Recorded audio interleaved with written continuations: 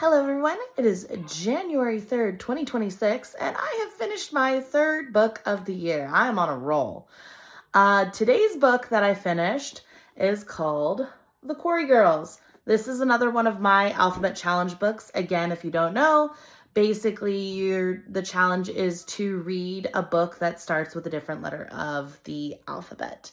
So today it was The Quarry Girls, and this one was a very interesting book. So the author of this book, Jess, Lourey, sorry, I had to double check the name.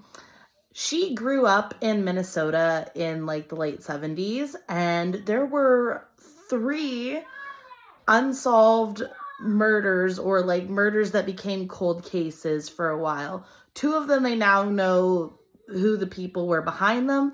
The last one is still an unsolved murder.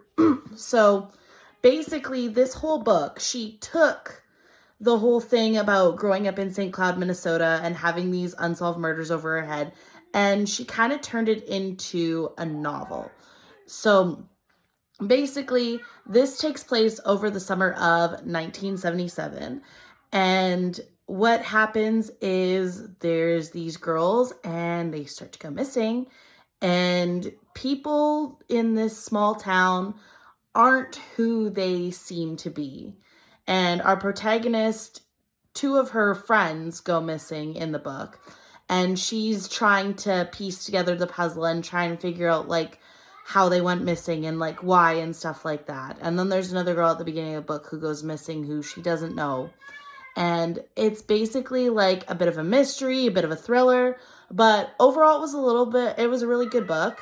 It was a little bit repetitive in some parts, but I liked the story overall, and I thought it was a very interesting connection that this person kind of decided to do a fictionalized version of things that happened in their childhood. So I would definitely give this one a read.